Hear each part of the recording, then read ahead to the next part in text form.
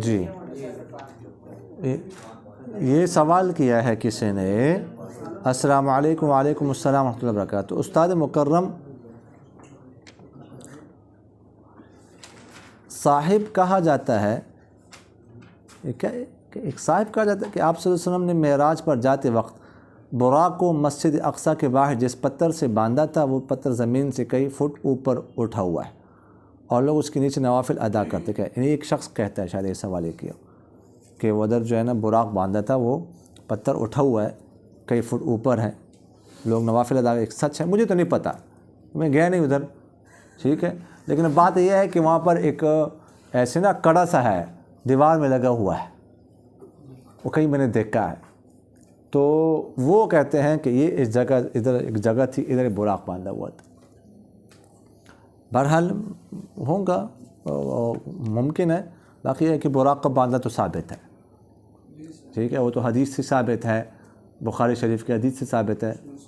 اور اس کی تصدیق جو ہے نا عیسائیوں نے بھی کی تھی۔ ایک لمبا واقعہ بخاری شریف میں آپ لوگ پڑھ لیں گے، ٹھیک ہے، کہ جب آپ صلی اللہ علیہ وسلم نے یہ بتایا نا، تو یہ جو ہے نا وہ ہرقلہ تک یہ بات پہنچ گئی، پھر لمبا بخاری شریف میں واقع موجود ہے۔ پھر ایک یہودی عالم تھے، اس نے تصدیق کی، اس نے کہا بالکل یہ رات ایسا ہوا ہے کہ رات کو میں جاتا ہوتا تھا تو میں نا مسجد اقصیٰ کا گیٹ بند کرتا ہوتا تھا، تو اس رات میں گیٹ بند کر رہا تھا، مجھ سے بند ہی نہیں ہو رہا تھا،